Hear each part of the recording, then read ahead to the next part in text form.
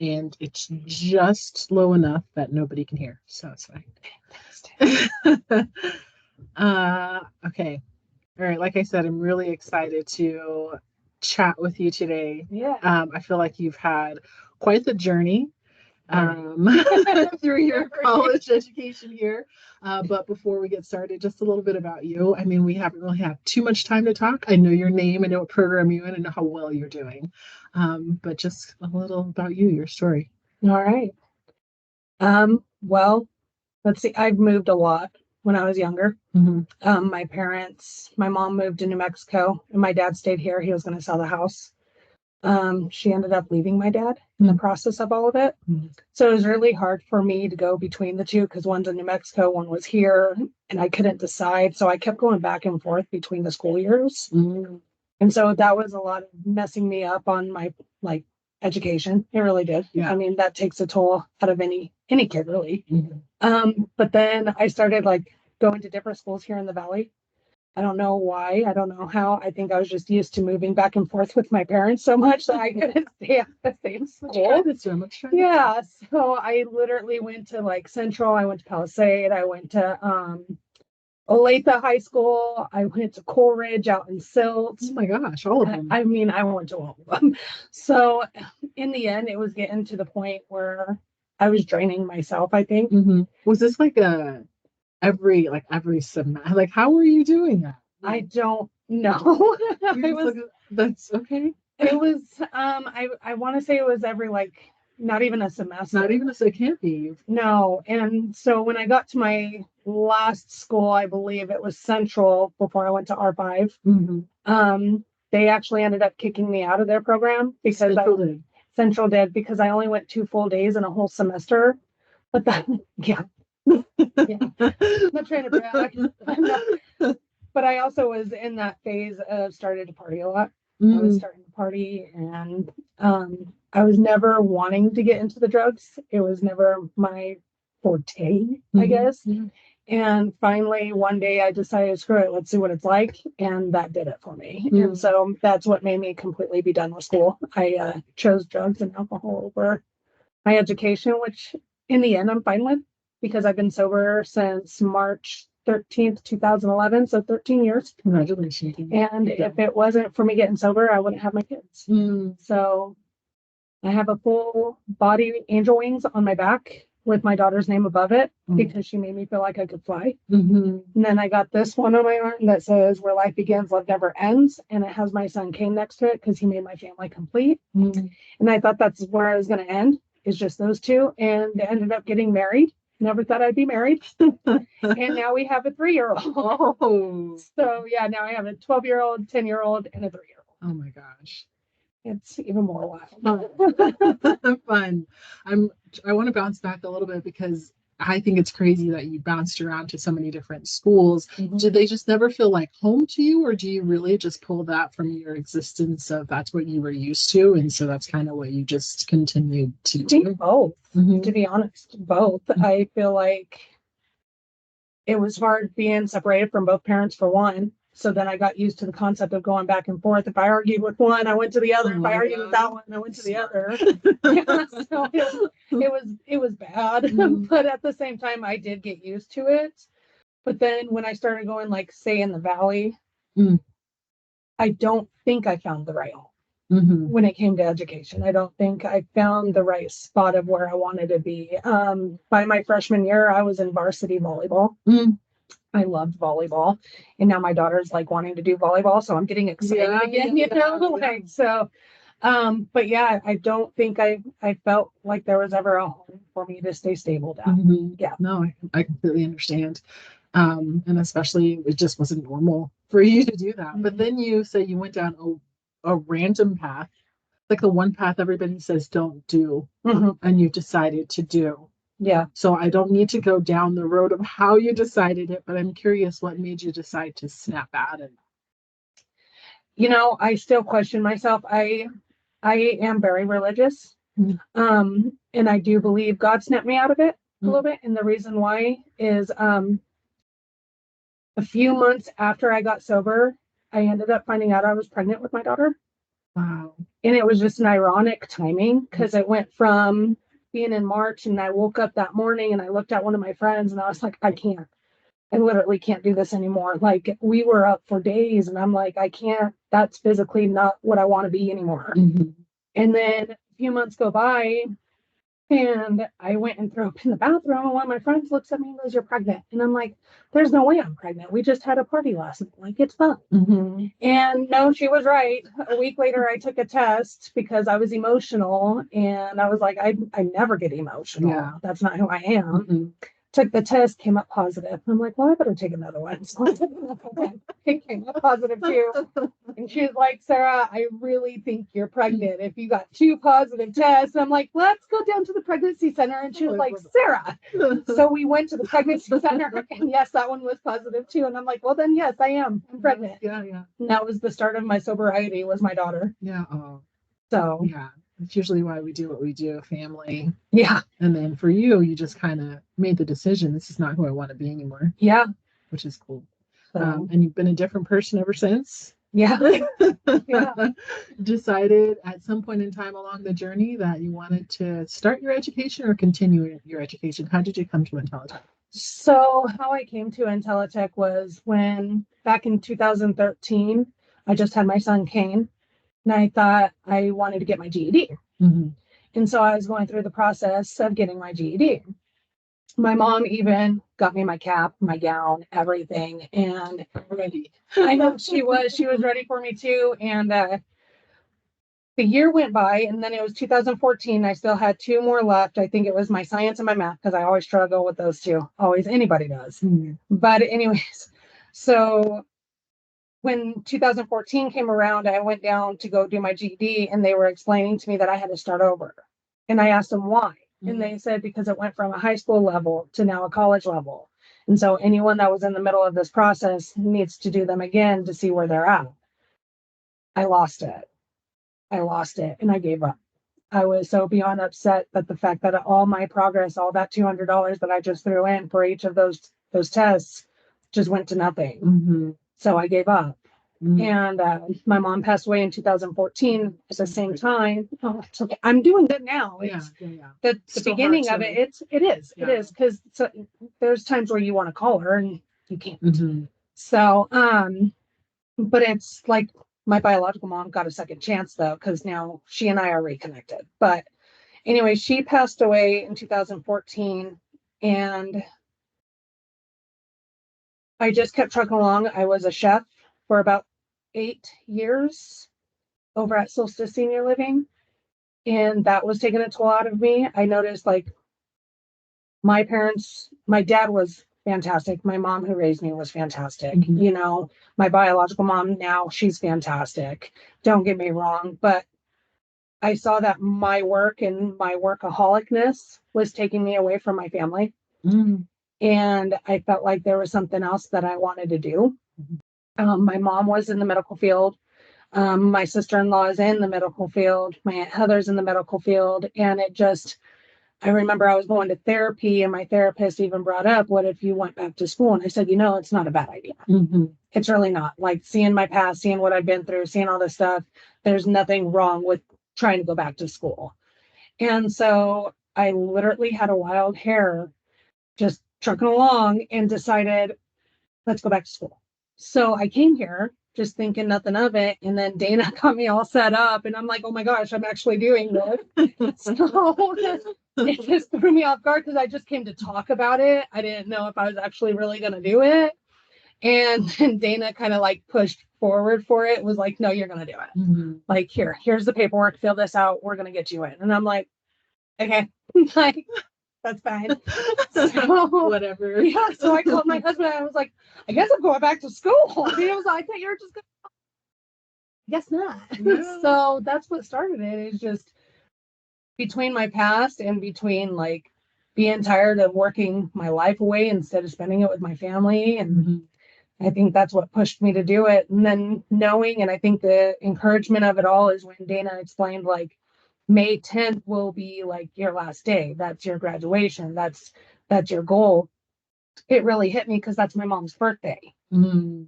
And so it just made it more of like a determination to get it done. Mm-hmm. So, and then Professor Sam scared me when he told me you need to get your high school stuff done before external. You don't get extern. And I'm like, oh my God.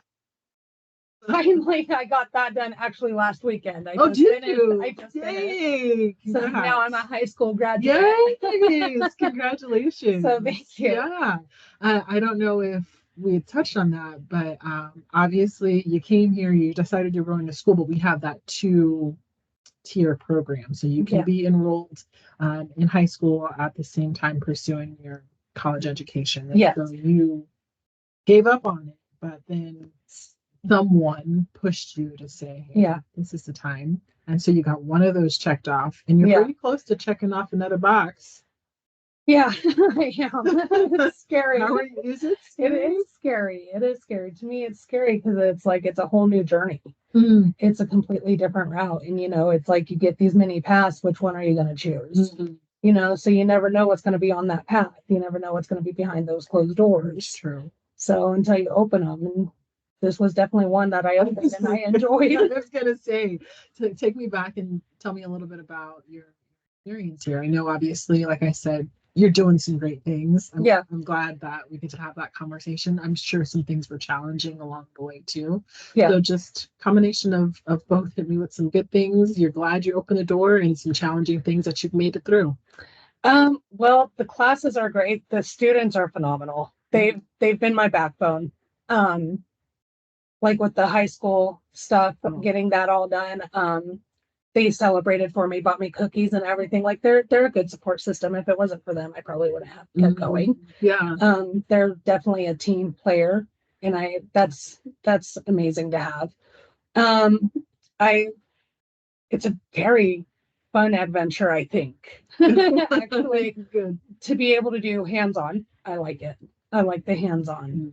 Don't get me wrong, lectures are nice, but they get very tiring. Right, of course. So, but I like that we have to come to the school and do it. Mm-hmm. I feel like when we were doing it at home, it was a little harder for me because I'm like trying to cook, take care of kids, watch and focus on TV at the same time. Yeah. So I like the fact that they switched it back to has to be on campus. Yeah. Because now you're able to focus. Yeah. So it's nice. Everything's nice. It is a bit frustrating if we're ahead of the game though, and we're done with things, and we kind of have to sit there the whole entire time until 10 o'clock to leave. Mm-hmm. I think that's a little frustrating. Mm-hmm. Just because if, like, say our assignments are done, the lectures are done, the procedures are done, all that's done, we should be able to have the access to be able to go home. Mm-hmm. Just a personal thought. Mm-hmm. It's not a big deal because I stay till 10 and I get good. Mm-hmm. So,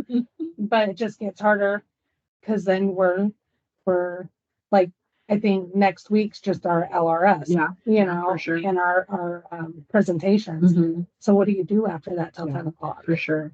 So it's just one of those things that I look at, but other than that, the program's been great. Professor Sam's fantastic. So I loved all the teachers that I had that are no longer here, but that's okay. The new ones are great too. We just got to adjust. So,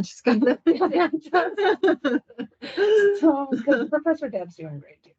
Yeah, she's doing great. It was a rough patch trying to transition of school.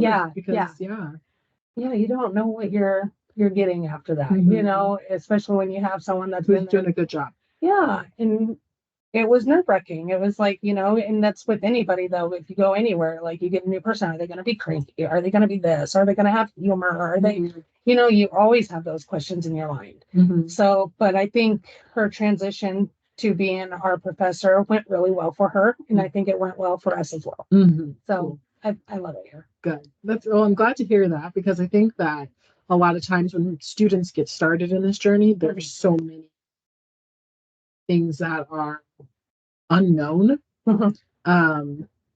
And we celebrate the students who make it through. Right.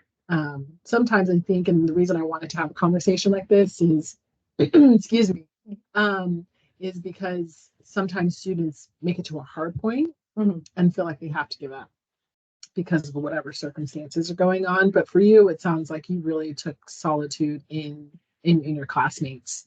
Yeah. them kind of pushing you through and having your back. And try not to get emotional because it's true though. It is true. Because I've had a lot of meltdowns this year, a lot, because it is really hard to function on going to school, taking care of 3 kids, just kidding, 3 kids, your husband, you both work full time, trying to accommodate where the babies are going to go when they need to go somewhere. It was a very big struggle on top of going to school, on top of the high school stuff, and then on top of going to full-time job. A lot of meltdowns, a lot. So I'm actually impressed with me even making it this far. So to be honest, so it's been a wild road. You've made it. I made it, we are so excited for you, because again, your story is the story like we just want to celebrate. You can make it through. You are allowed to have meltdowns. Yeah, like that's okay. Yeah, Sam was my go-to. I feel so sorry for the guy. So I cried today. I'm challenging. But cool. I really like that you feel you're surrounded by people who are trying to do the same thing. And I think that's sometimes half the battle, when maybe if you think you're alone in something, maybe it's easier to give up. But when you have so many people kind of just rooting for you and pushing you along. Yeah. And then plus you have your family, and you have, I don't know, I feel like you have just like a good vision of what you want to be. I could be wrong. Will you tell me a little bit about what's next for you after you've completed your years? I just laugh because it's I don't know. I definitely want to stick to the medical assistant for a while. I really want to get in the routine of things. I really want to learn better on how to manage with a patient, take care of these patients, how to learn how to do the injections better, things like that, draw their blood. It's all fascinating now. So it's like I want to stick to that fascination for a little bit longer. But I do see myself wanting to be more. I do see myself wanting to be like, last week I was looking at my provider and I'm like, I wouldn't mind being a PA. Like I'm sitting here watching what she does and I'm listening and I'm like, yeah, I kind of want to be a PA. But then I see my sister-in-law, who's a registered nurse, and she's fantastic at what she does. And I'm like, maybe I want to be a registered nurse. So there's a lot of going back and forth of what I want to do. So I think if I just stick to one thing for a minute, let my body adjust to the new, and then give it a year or so and see what comes forward. Yeah. I mean, you've already proved that you can do this, so you must be feeling pretty confident that you can tackle whatever education thing comes your way. Absolutely. Yeah. I have more confidence than I did about 10 years ago. That's cool. Yeah. We're gonna call these episodes Tricks of the Trade. Okay. So I am curious, if you were giving your advice to a brand new student. You've been in this position, so you know what it feels like to be a brand new scared student, but also just forging through, because you do have a different level of confidence than most. I'm a very blunt person. Yes. So. But like, how would you advise someone best set up their schedule? How do you balance family, friends, work, and school? At first I told myself I don't. It's a lot. I've hardly seen a lot of my friends. If I made a routine to see my friends, I'd have to cancel a lot. But timing. A lot of it's timing. I wake up in the morning, I get ready for work, I get all my stuff ready for work, I get my backpack set for school, I get everything organized really. And then I walk out the door for work. And then, now I have to go get my kids, bring them home, grab all my stuff for school, get back in. And it's nice to know that my kids are a little bit older, that they have the maturity level to be like, okay, well, mom's going to school. We need to do this. We have to do this. So it's nice. It's nice to have kids that help you with the organization, to be honest with you. But honestly, it was a struggle, but I asked for help. That's the biggest one I've learned, even growing up, even having kids. I've learned to ask for help. If I was in a state my mental state that I just felt like I was going to give up, I asked for help. If I knew that I was on a time frame and a time crunch on my high school diploma stuff, I went to my husband and I asked for help. You know, it's literally the little things. If you have no routine, that's okay, but ask for help. Mhm. I feel help is a really strong one to give someone, not to give up. Mhm. I love that. Yeah. I feel like that's a good place to end. Ask for help. Ask for help. It's definitely saved my butt quite a few times. And then you'll make it. I feel like people are afraid to ask for help, honestly. I don't know if they have a fear of looking a particular way, not looking smart enough, looking like they don't have it together, or I don't know what it is, but I do feel like people are afraid to ask. I was going to say, it is a fear. It is a fear. I was in that fear for a long time, and this sounds silly, but even I had to deal with child protective services a while back. And honestly, I give them kudos because they're the ones that taught me that. They're the ones that taught me don't be afraid to ask for help. Mm-hmm. And so I've used it since. Mm. So Cool. yeah. Love that. Any advice you want to give to anyone? Any special shout outs you want to give to anybody as we're winding down these questions? The shout out to my classmates, truly. They're all fantastic. I love every single one of them. Hopefully we stay close as we did throughout the year. Shout out to Professor Sam, because I know what he's going through isn't easy at times either, dealing with a lot of students and a lot of chaos himself. So I give him kudos. He has a lot of patience, and I think that's fantastic to have. So I don't really have anything besides if they need help. I'm here. I know I'm not going to be here much longer, but I could always peep in. Mm-hmm. I could always say hello. You know what I mean? And if there's a student that's nervous, I'm here. Mm-hmm. So, but that's my biggest one. Just ask for help. So that's my advice. Cool. Thanks, Sarah. Yeah. I appreciate it. I think whoever watches this is going to appreciate just your story, your passion, and your success. Perfect. Thank you. Cool.